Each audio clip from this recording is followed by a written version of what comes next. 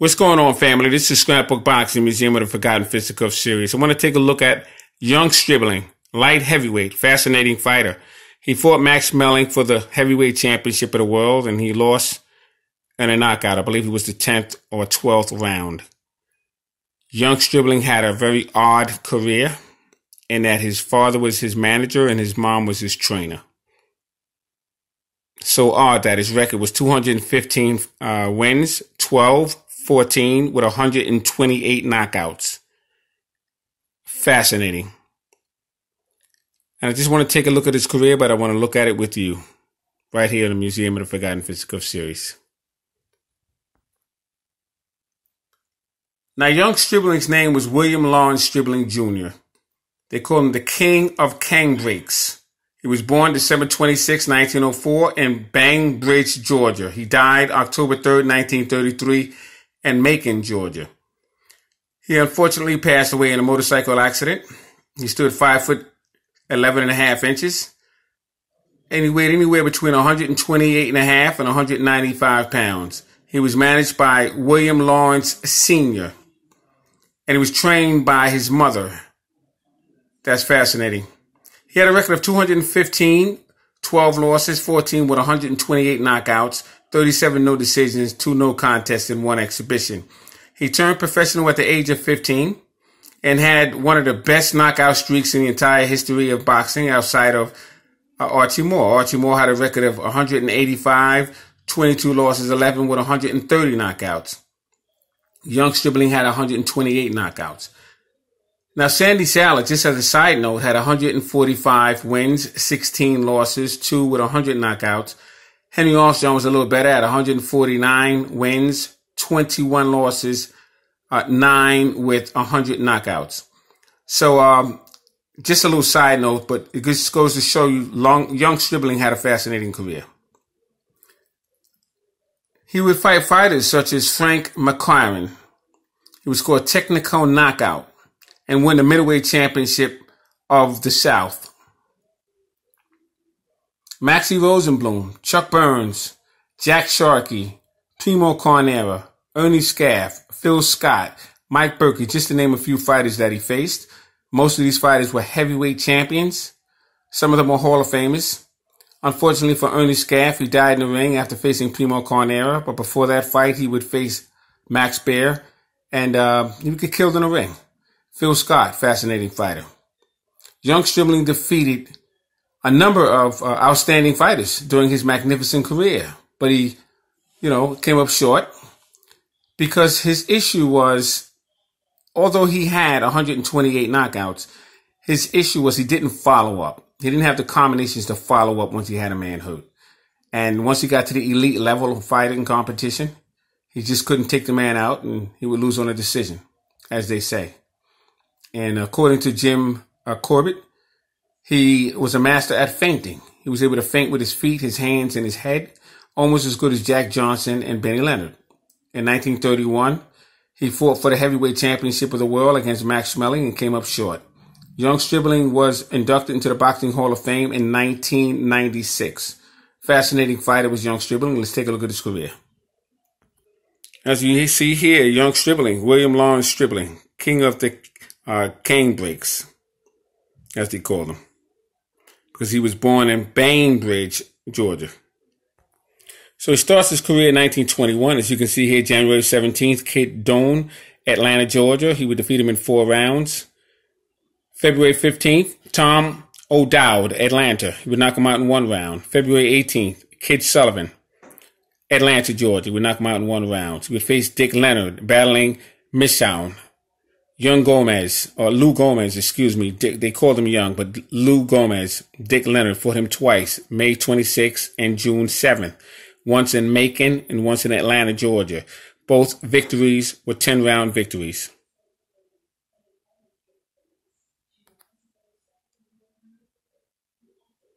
I'm just skimming through here. 1922, he would fight January 16th, Jack Bradley, Columbia. He would knock him out in 2 rounds.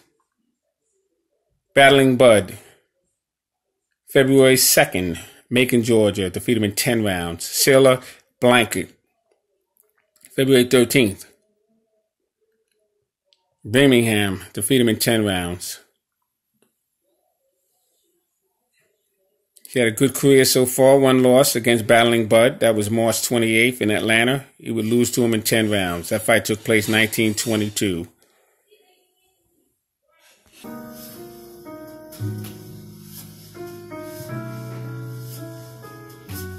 Now, June 6th, he would face Johnny Flynn, and he would defeat him in 8 rounds. August 4th, he would face Jimmy Conway, Savannah, Georgia. He would defeat him in 10 rounds. Red Johnson was a good fighter. September 29th, Thomasville. He would knock him out in 4 rounds. Look at this fighter. October 20th, Tiger Turo Johnson. He would defeat him in 6 rounds. 1923, he would fight Jack Middleton. January 1st, Macon, Georgia. He would knock him out in 1 round. Let's take a look at all of the victories so far. Knockouts and victories. He lost to Frank Carbone May 4th in Atlanta, Georgia. He lost to him in 10 rounds and lost the Southern Middleweight Championship of the World. May 17th, Al Nelson, Atlanta, Georgia. He knocked him out in 5 rounds.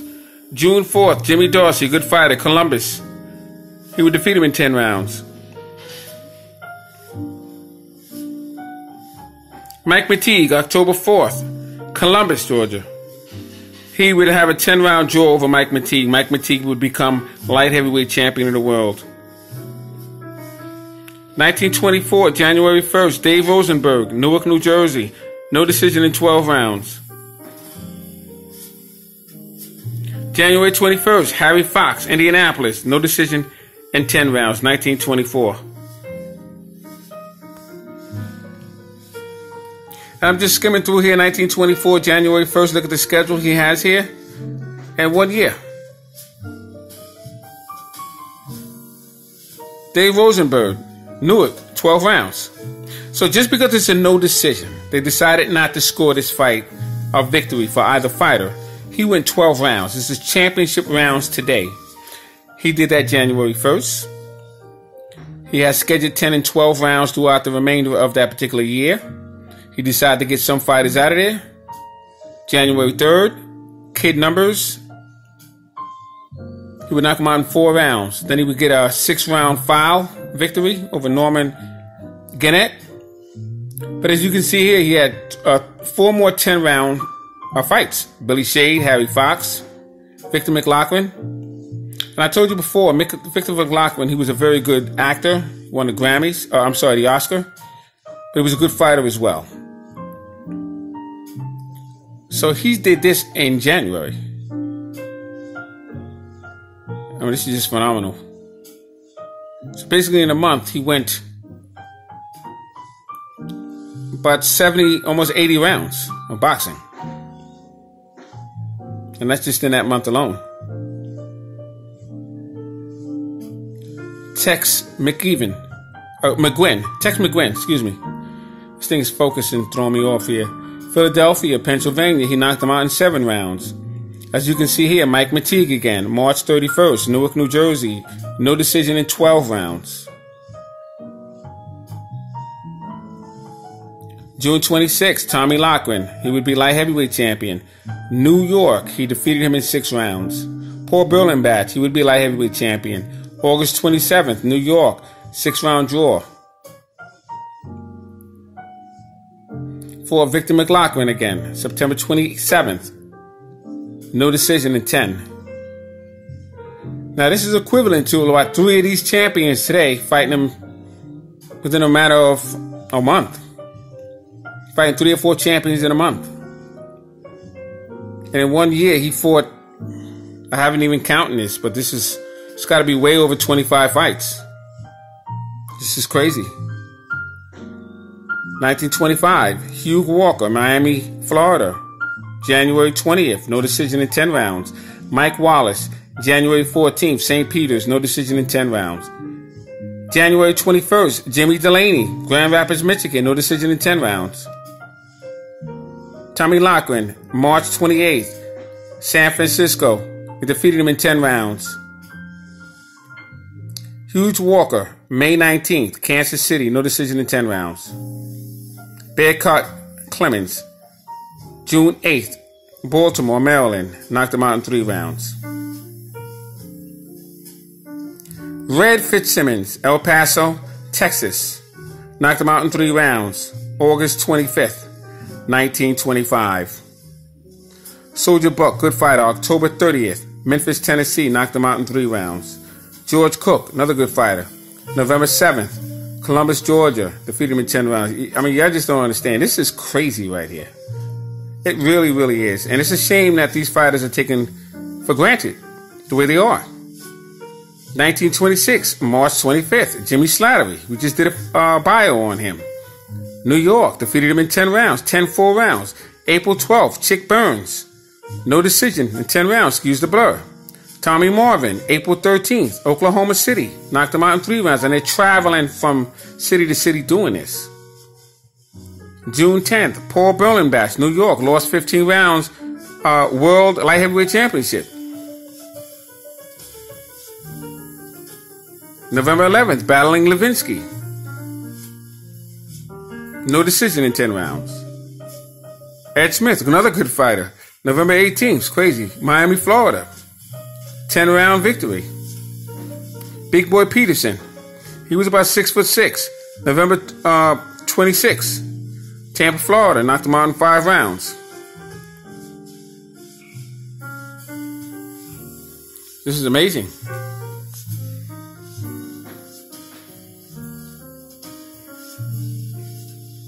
Maxie Rosenblum, Boston, fought him March 17th.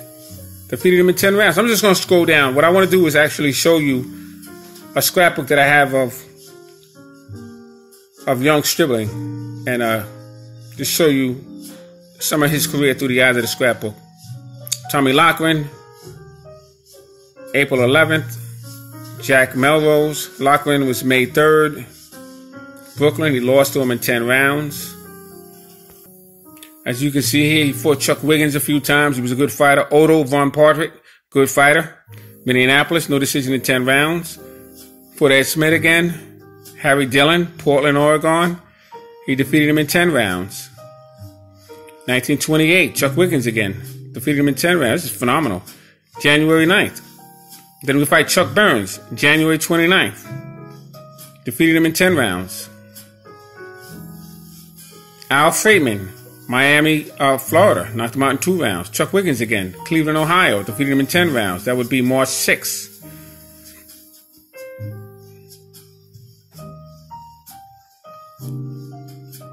This is fascinating. Look how many times he fought in 1928. Look at the knockouts he had. 1929. Look at the amount of fights he fought. Art Melee, Ralph Smith, Jack Sharkey. He lost to Jack Sharkey, 10 rounds. February 27th, but he went the distance with Jack Sharkey after all these fights. Lost on a foul to Babe Hunt, July 29th, Tucson, 6 rounds. George Cook, fascinating fighter. Knocked him out in 7 rounds, September 2nd. He would face Primo Carnera twice, November 18th and December 7th. Lost him on a foul in 4, and defeat him on a foul in 7. 1930. Otto von Port, good fighter, October. Knocked him out in 1 round. Phil Scott, London, knocked him out in 2 rounds. This is crazy. It's absolutely phenomenal. Tuffy Griffiths, good fighter, December 12th, Chicago. Defeated him in 10 rounds. 1931, March 29th, Champ Clark, Mexico, 4-round exhibition. And here you had July 3rd, Max Schmeling, Cleveland, knocked him out in 15 rounds. So that fight went 15 rounds for the World Heavyweight Championship of the World. George Blake was the referee. George Blake was a very good actor. Net receipts, $273,710.91. Stribling share was $33,168.24. This is crazy. Ernie Scaff, 1932, February 26, Chicago. He lost to him in 10 rounds. As I said, Ernie Scaff would die in the ring after a fight with Primo Carnera. Before that, Max Baer. Johnny Freeman a few times. Melbourne and Sydney. Defeated him in 15 rounds and a no contest in 8. For Maxie Rosenblum, September 22nd, Houston. Defeated him in 10 rounds, October 2nd. Died in Macon, Georgia from injuries suffered from a motorcycle accident. I'm going to show you that right now. And as you can see here, young Stribling loses foot in a motorcycle crash. That would be the least of his problems. After having his foot amputated, he would get infected and he would eventually die a few weeks later in the hospital. Nurse saves Stribling's life by fastening tourniquet from her own clothing. She ripped off a piece of the clothing and she was able to wrap it around his foot. But this was earlier on in the story, so his leg wouldn't clot up and the infection wouldn't spread throughout his leg. But then later on, that would happen. William Lawrence Stribling Jr., or we think of him as young Stribling, not as William Lawrence Stribling Jr.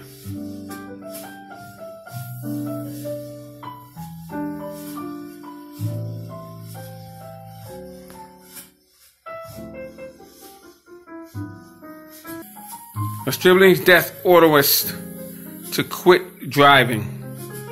Macon, Georgia, October 24th, R.V. Johnson, whose automobile struck the motorcycle of William Lawrence Young Stribling several weeks ago, fatally injuring the boxer, had decided never to drive again. Johnson said Tuesday he had reached his decision and that he intended to carry out the pledge. He is scheduled for hearing in Recorder's Court tomorrow on charges of violating rules of the road as a result of the collision between his machine and the one driven by Carla Sargent shortly after the Stribling accident.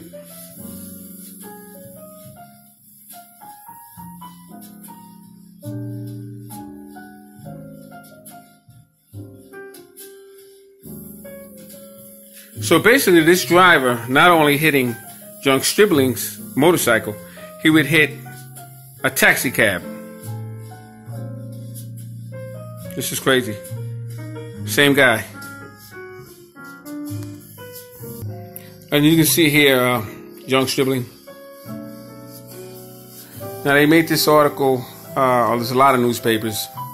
My dad just started cutting out a lot of papers, just made his own book for him. Young Stribling reported holding on in grim fight for his life. What was crazy, he was in a hospital fighting for his life. And he had a newborn baby at the same time. So they was in the same hospital at the same time. One came out and one didn't. It's crazy. Now, this particular front page of the newspaper was the Atlanta Journal. As you can see here, it was Tuesday evening, October 3rd, 1933. This is the actual cover of that newspaper. And it's discussing young Stribling. So like I said, young Stribling's mother was the trainer and his father was his manager. Young Stribling dies in injury and road crash. This is his family with his wife and 2 kids that he left behind. Stribling and his wife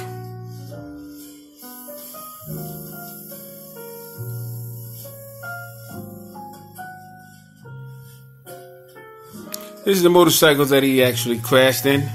And he lost a foot first. Young Stribling battles for his life after losing foot in motorcycle crash. Like I said, what wound up happening is he wound up getting gangrene in his foot. And he got an infection that spread to his legs, eventually to his heart. He died.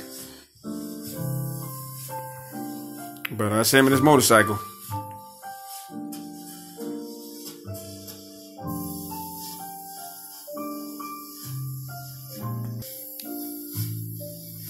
Young Stribling and his family. Young Stribling right here.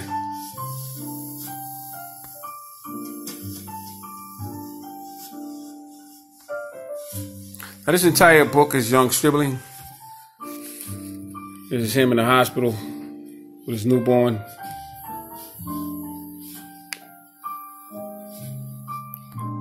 Fallen Gladiator and his second. So he had an older son before the newborn that you saw in the hospital that he was holding. Fast hurts, prove faith to fighter. This is crazy. Now what I'm showing you here is very rare. This is Young Stribling's cartoon. Now the newspapers, they honored him so much, they started making a cartoon page in the newspaper by Young Stribling. I got a lot of those articles, a lot of the clippings of his newspapers. That was in the the newspapers, his section that they provided for him, his cartoon career.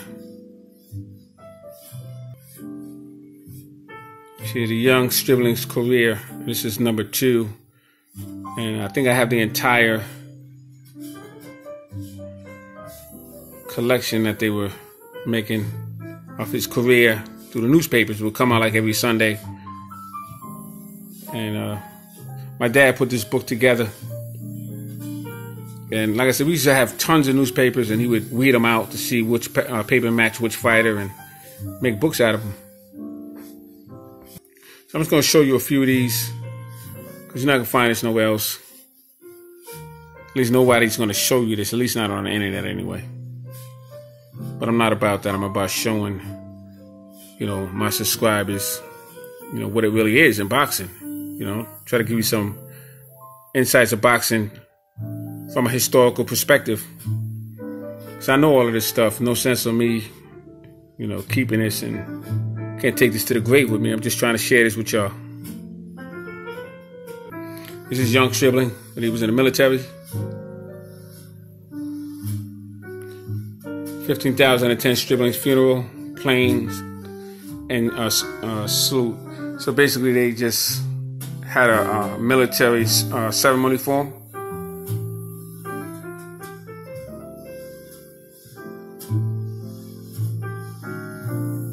This is when he was a little kid there.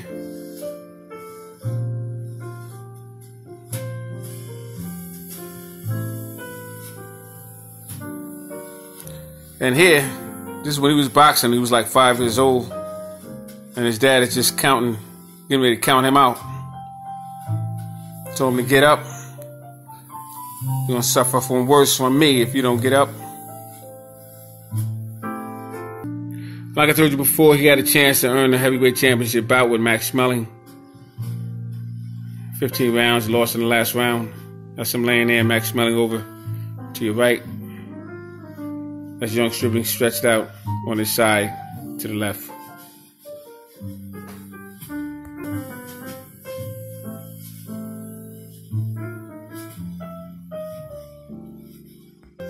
And they would have these little cutouts in the newspaper, a little section for him. So my dad cut all these little sections out. It's called Stribling's Greatest Fights, and it was like each of his fights.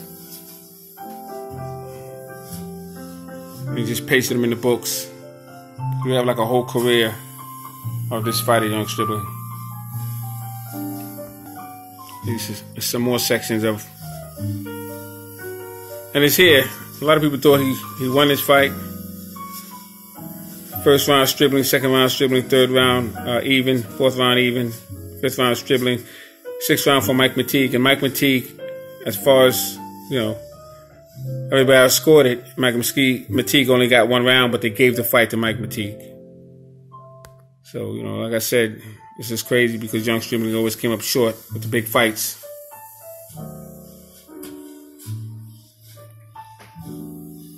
So I can't possibly show you this whole career. Like I said, this is some more. Each one of these, is his career. Stribling's Greatest Fights. And I doubt you're going to find this anywhere else. I can't show you all of them. It's too much. There's a few more here. And here you have Bobby Jones, Young Stribling, and Ty Cobb. It's Ty Cobb, baseball player. Young Stribling, boxing, Bobby Jones. Golfer there. We got a few more here. There's the Young Stribling articles. And this is the funeral.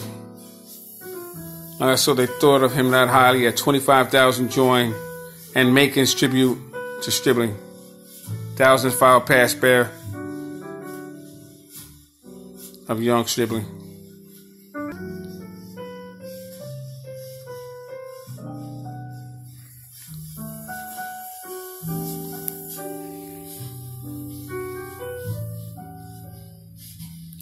This is all Young Stribling's career here.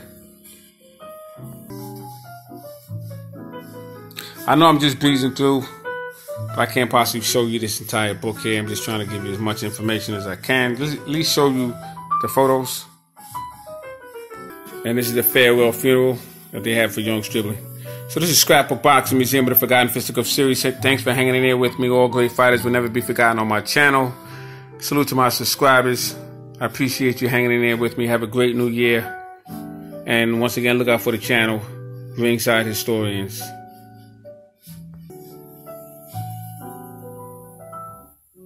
Peace.